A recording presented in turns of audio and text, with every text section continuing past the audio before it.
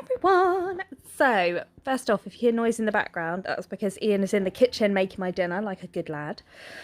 That was it. I'm so excited to share these nails with you. Oh my god. So, in a minute, here it comes, here it comes, here it comes.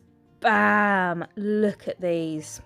I saw this set of nails about a month ago, and they're done by Stynes. I've put her information in the description below. You need to start following her. You just need to start following her now because she's amazing. I'm not a massive fan of Fimo, but she has made it look classy and elegant and sleek, and I love it. So I saw this design and I had to do a version for myself. So this is me. I just used the back of my craft knife box to slice some Fimo, and there you can see how super skinny I slice it up. So I'm using I've gone for like a lemon lime theme. I love these. I love them so much. So I've applied fitted my form, and now I'm going to apply a thin clear base. So I've got a nice base to work on, and then I'm going to start with my design work.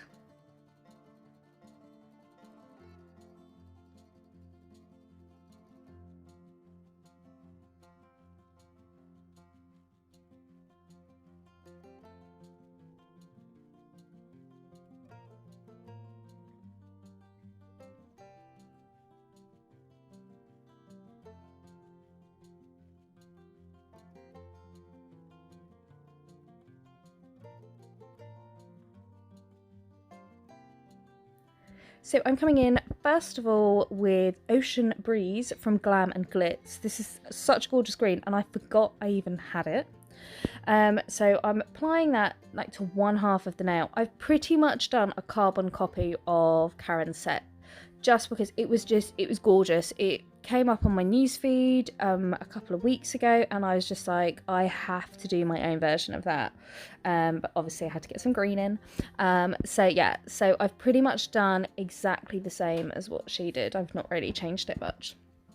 And then coming in with this yellow, and this is Lemon Sorbet from Hazel Dixon. This is from her Candy Store collection. So I'm applying that on the other side. I'm not going to go too much on getting an ombre blend because I'm going to pop some glitter on there. I totally forgot I wanted to put cover pink at the top, so I came in with some glitter, and then I went, oh no, I need to get cover pink. So I then came in with Birthday Suit from CJP. I've used a lot of different brands here. So coming in with Birthday Suit from CJP, getting at the cuticle area and blending down. Again, not wanting a perfect blend because I'm going to be doing a fair bit of artwork on here, or design work should I say, so I just wanted to get a rough blend. And then coming in with some Indian Summer multi-cut in Orchid and Marigold across the two, and then I'm going to pick up some of those fruit slices and add them in there just to create a nice flowing design. So the fruit slices I went for was kind of an orange, a lemon and a kiwi. I cut up some apple, but I didn't end up using that. And I've cut them into wholes, halves and little quarters too, so I can really make the designs flow across the nails.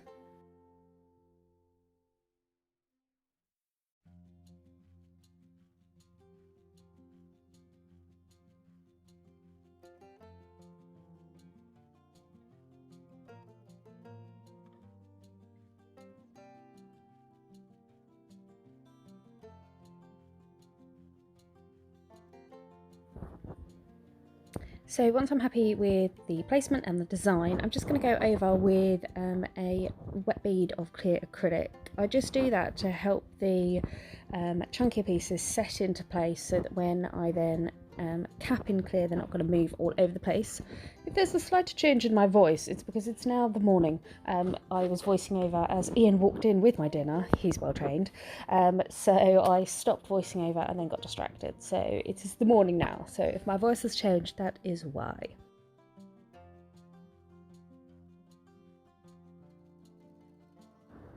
And now capping that in clear acrylic. So when I work with Fimo, I try to make sure I cut the slices as thin as possible and lay them as flat as possible. But the good thing about working with Fimo is if they are standing a little proud, don't try and over bulk the nail to fully encapsulate it, because if you do end up filing into it a tiny bit, because it's Fimo and the design runs through the entire slice, if you file into it, it shouldn't matter too much. So I'm going to cap this entire nail in clear acrylic, and then I'm going to move on to the ring finger.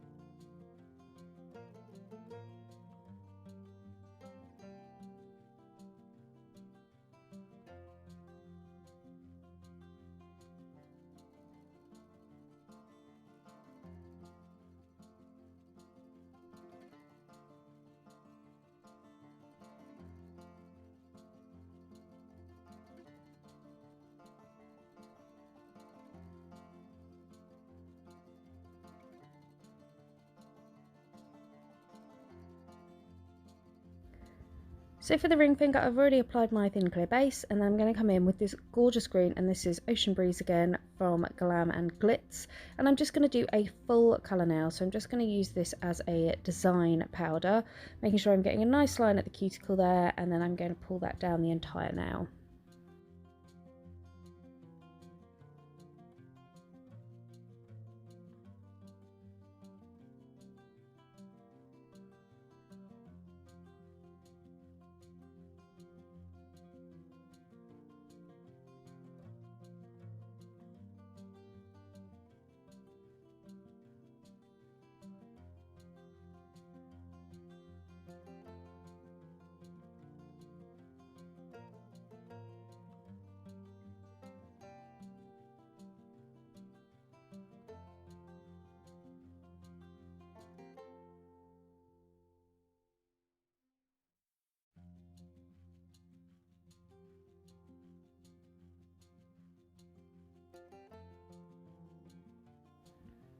And then I'm going to cap that in clear acrylic.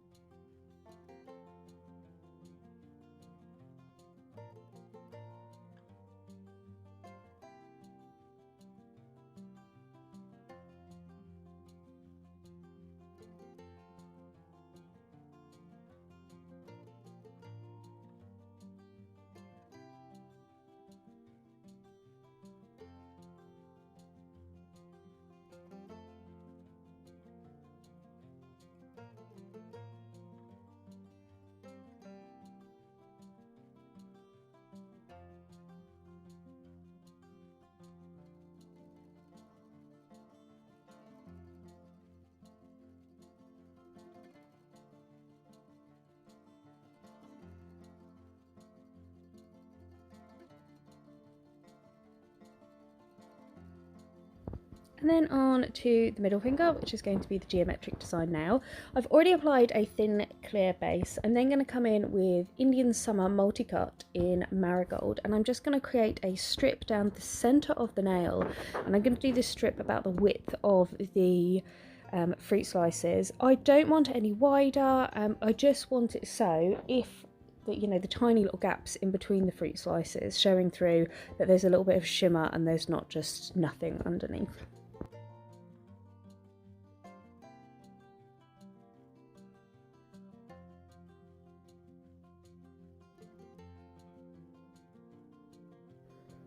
I'm then going to place the fruit slices slightly layered over each other down at the centre of that line. If your base acrylic and glitter has started to set, just pop a little bit of clear acrylic, like a watery layer of clear acrylic down that to make sure there's something for those to stick to. This is another reason you need to make sure you've got really thin slices, because obviously if you've got thick slices, they're really going to stick up and they're not going to lay on top of each other very well. So do try and practice cutting your slices nice and thin. And I'm just randomly picking them up. First of all, I was like, oh, I'm going to do every other, like alternate and do a pattern down the nail. But then I just thought, no, just randomly pick it up, and I think it makes the design look better, the fact it's quite random. When I'm then happy with those, I'm then going to pop a bit of clear acrylic just down the center. I'm not capping it yet. As you can see, it's quite a wet bead, but I just want to do that so that, again, gives the Fimo a chance to just set a little bit, so that acrylic will just set into place, so that when I do my proper capping layer, they're not going to be moving around all over the place. That's another reason I do it quite wet as well, because if you did quite a dry bead or anything like that, it's not going to like settle onto the design as easily, so you won't be able to then cap. You'd end up with like shadowing and shading if you came in quite dry in that first bead. Do I make sense? So I'm then coming in with my clear acrylic, and I'm going to cap this entire nail. Well, the design in the center. So I'm going to make sure that I am using my brush to keep that nice straight line either side of those Fimo. As I'm starting to run out of my bead, I'm then going to just taper it out, so that then when I go over the top with the next bead, I'll get a nice blend between the two. These, honestly, and I love this capping bit because it looks like fruit slices in ice cubes. I really like it. Yeah, so I'm just going to carry on capping that in clear, making sure I've got nice crisp sidewalls.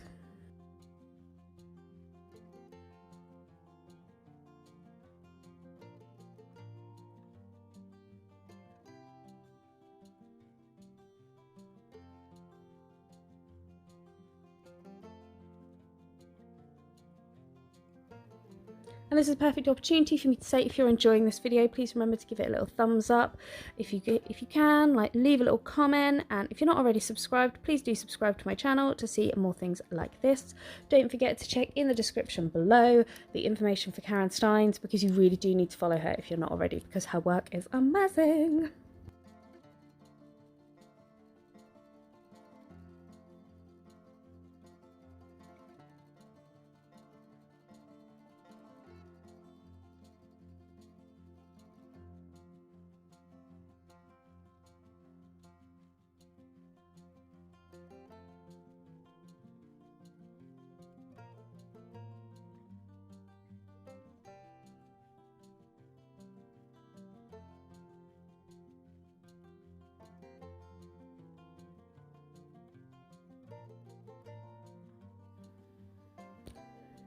And then once it's all set, I'm then going to file those lines crisp. So make sure you're pushing against the acrylic, not down onto your form or onto the nail. You need to push sideways onto the acrylic and get nice crisp lines.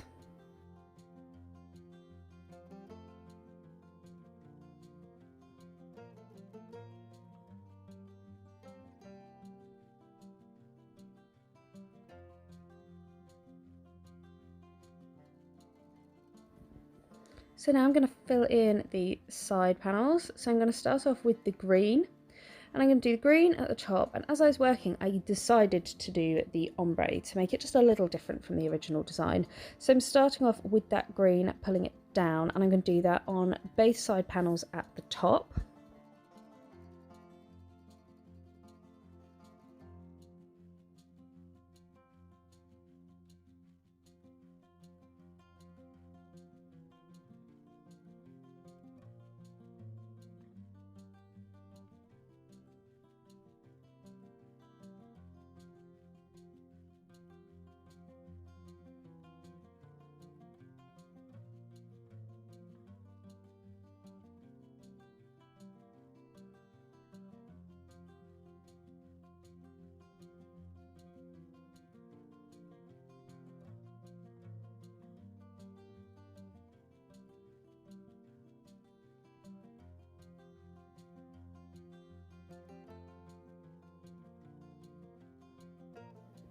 And then I'm going to get some of that lemon sorbet from the Hazel Dixon collection, and I'm going to place that at the base, and I'm going to blend it up. So just finishing off, making sure I've got a nice coverage there of the green, and then add the yellow before I then cap that in clear acrylic. So like I always do with ombre, I'm working in nice thin layers, so I've got that nice ombre blend, and then I will cap in clear.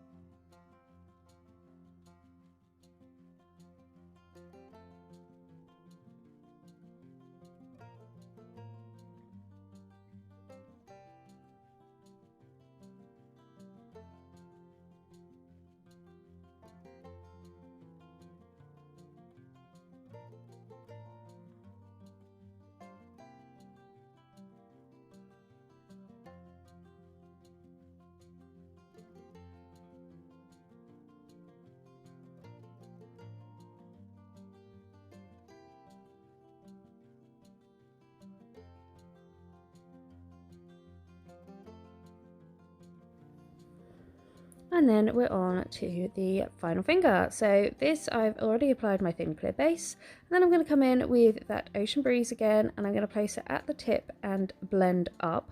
This nail is a 3-way ombre, so I definitely work nice and thin when I'm doing 3 different colours in an ombre. So I'm starting off with the green, and then I'm going to come in with some yellow right in the middle of the nail. So you want to be doing your green in the bottom 2/3.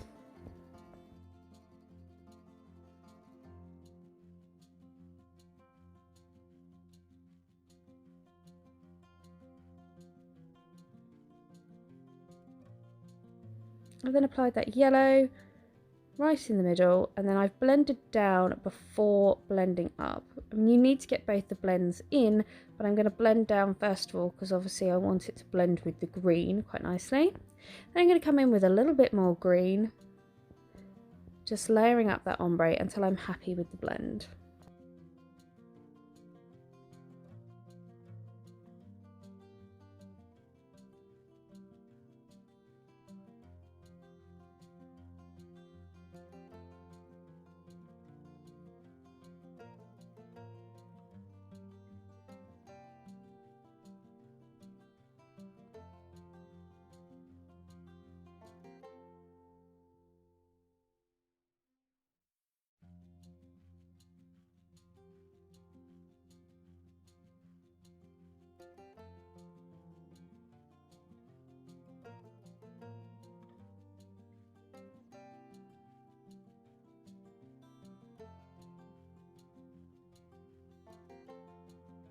And when I'm happy with those 2 colours ombreed, I then come in with my birthday suit, apply that by the cuticle area, and then blend down. Now, I wanted to get the colour ombre, I wanted to get it quite good on this one, because even though I'm adding design work over the top, I wasn't 100% sure how I wanted to do the placement, and I do know that Fimo doesn't always hide as many mistakes as like raw glitter would, so I wanted to make sure there was still a good ombre. Green and yellow are really good colours to ombre because obviously green has yellow in, so it does tend to ombre quite nicely together. And then I'm just going to come in with my fruit slices. As you see, that one fell a little lower than I wanted it, but I just went with it. So I'm placing the fruit slices first, and then I'm going to put the glitter around them when I'm finished.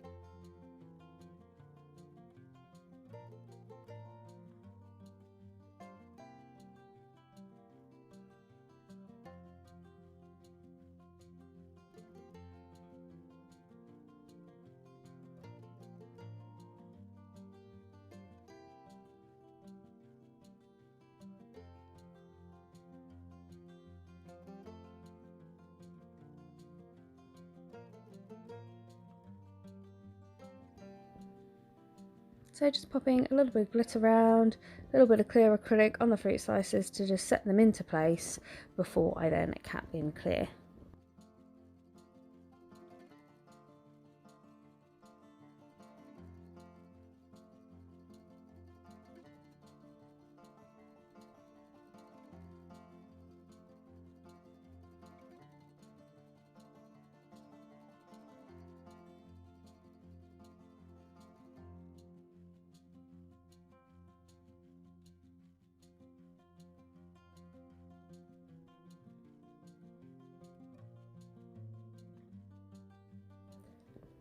And then capping that entire nail in clear acrylic. Now this nail, I wasn't 100% happy with the shape and structure. I should have repinched the form before letting the design layer set, because the form did open up a little bit as I was working. So this nail, I was not as happy with this nail as all the others. I felt the shaping was a little bit off, and at the tip, as we're looking at it on the right hand side of the tip, so like on the inside of the nail, it's slightly curled in I'd bent the form a little bit there. So this wasn't my favourite nail of this design. And I just thought I'd point out those flaws for you. I had someone message me on Instagram yesterday, just like one of the really sweet messages I get, just going, oh, I wish I could be, you know, I've only just started and every set I do, I feel like it's really bad and I wish I could have your confidence, stuff like that. And I have to say, every single set of nails I do, I see fault with.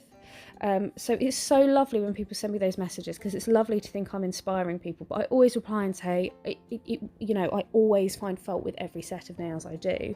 And I genuinely do think if I ever did a set of nails and I went, that is perfect, it can't get any better, I'd probably stop doing nails, because you always want to be getting better at what you're doing. Okay, granted, like on this now, you can probably see it more now, how it's kind of curving in on the right hand side. Ugh. Those are mistakes I shouldn't be making, but I do, and I'm not going to beat myself up about it. Obviously, if this was on a client, I'd have changed it, but I'm just having a play, I'm having a practice, I'm trying to keep the pressure off, I'm trying to just enjoy it at the moment. So anyone that's watching, everyone feels that way. If that's how you're feeling, don't worry, we all feel that way every time we look at a set of nails we do. We can see ways to improve and things we'd have done differently.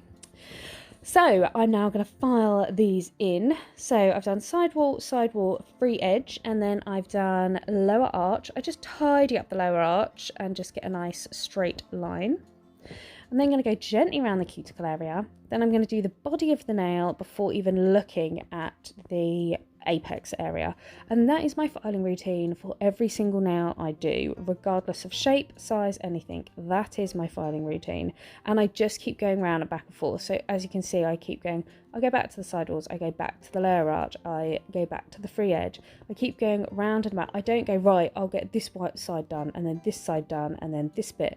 You need to keep moving round the nail, you keep looking at the nail as a whole until it comes together, and if you spend too much time on one area, you'll then end up with wonky nails, uneven filing, stuff like that.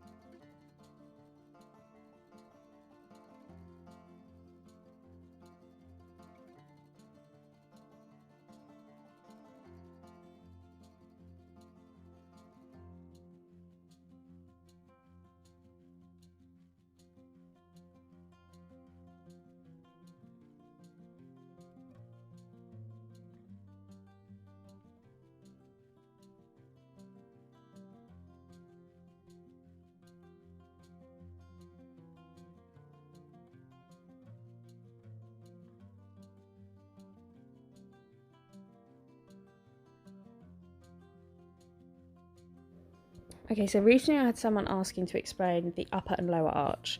Are you ready for some amazing writing coming up? So here is a little image. The first line, amazing, is your lower arch, and the top line is your upper arch. So you want those to be level. I'm not that fancy with editing, and I use an app on my phone, so that was the best I could do. But that should give you an idea. So when you're doing squared, tapered squares, well, it's mainly tapered squares and squares that you want the two arches to run parallel. And then when you're doing almond, round, coffin, things like that, you want the lower arch straight, and then you want the upper arch to travel down, so that at the tip of the nail it makes a, it meets to make a triangle. But again, that base lower arch must always be running straight out from the nail, following the line of like the bones in your nail. So the lower arch is always straight, and it's the upper arch that can sometimes change. So I've talked all over the top coat porn, oh my god, and how I was top coating these and I was just like, I'm so happy. During filing, I had once again pinged off a couple of these nails, again because I use the nail guards. That happens quite easily, so again it doesn't look that great in the cuticle, and I totally forgot I wanted to do crystals, so I put crystals on top of top coat. Do not do this if you're working on a client. Put the crystals on, then top coat round it. You can watch any of my videos where I've actually done it correctly. This is one of the nails that had kind of pinged off as I was working, so I was not going to file it and then re-top coat and everything. Again, these nails, when I finished, they go straight in a display case. But if you're working on a client, apply your crystals and then you use a detailer brush to get the glue, not the glue, the top coat in between all the little nooks and crannies, and then top coat the entire nail like that. So the crystals I am using, the yellow one is Crystal Shimmer. The green ones, I think they're just green. Which ones are they? They're like Crystal Lacquer, I think. And then I've just used some, I think it's Marigold and Citron Swarovskis. So I wanted to stick with the main yellow and green, but as I've popped in a few of the orangey slices, I wanted to pop a little bit of orange in the crystals too.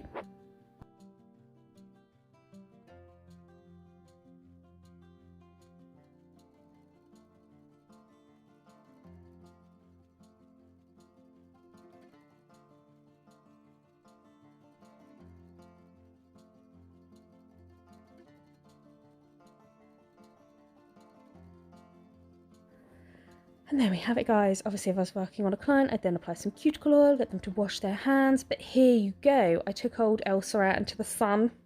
Again, you can see like down the sides of the nails where they'd kind of popped off while filing, stuff like that. Again, I'm not beating myself off. I'm not doing that.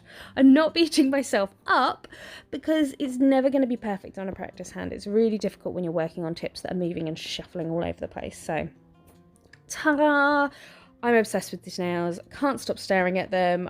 Thank you, Karen, for the inspiration. Thank you guys for tuning in, and I hope to see you all again soon. Bye!